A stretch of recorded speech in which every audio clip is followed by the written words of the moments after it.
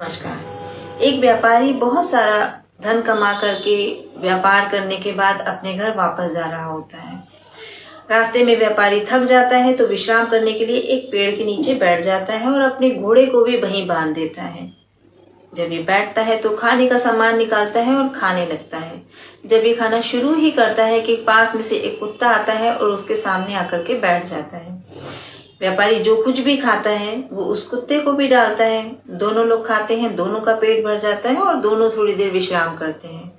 कुछ देर विश्राम करने के बाद जो व्यापारी होता है फिर से अपनी यात्रा शुरू करता है। व्यापारी देखता है कि वो जो कुत्ता था वो अभी भी उस व्यापारी के पीछे पीछे दौड़ रहा है। व्यापारी के पास जो भी खाने का सामान बचा होता है व्यापारी उस कुत्ते को डाल देता है और आगे बढ़ जाता है। लेकिन कुत्ता उस सामान को नहीं खाता बल्कि अभी भी व्यापारी के पीछे पीछे दौड़ रहा होता है। व्यापारी के घोड़े के जो खाने वाले चने होते हैं व्यापारी उन चनों को उठाता है और उस कुत्ते के लिए डाल देता है और आगे बढ़ जाता है।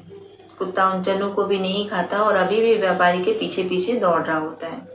व्यापारी इस कुत्ते की दौड़ से काफी परेशान हो जाता है और गुस्से में आकर के अपना धनुष बाण उठाता है और उस कुत्ते के ऊपर तीर से प्रहार कर देता है। कुत्ता घायल हो जाता है और उसके खून का रिसाव होने लगता है। लेकिन कुत्ता अभी भी लड़खड़ाता हुआ उस व्यापारी के पीछे पीछे दौड़ रहा होता है। अब व्यापारी को समझ में नहीं आता। व्यापारी अपना घोड़ा रोकता है और उतरता है।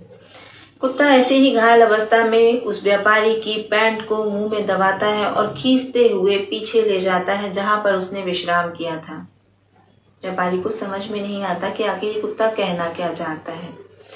जब व्यापारी उस कुत्ते के साथ वापस जाता है कुत्ता वहीं पेड़ के नीचे उसको ले जाता है और वहां जाकर के उसको खड़ा कर देता है। व्यापारी चारों तरफ देखता है तो एक कोने में उसकी वो पोटली, उसका वो धन रखा हुआ था जो इतना व्यापार करने के बाद वो कमा करके लाया था। व्यापारी पोटली अपनी उठाता है। उठाने के बाद जब वो पलट करके कुत्ते को देखता है तो कुत्ता मर चुका होता है। व्यापारी को बहुत अफसोस होता है और पोटली लेकर के वो वहीं बैठ जाता है और दुखी हो जाता है।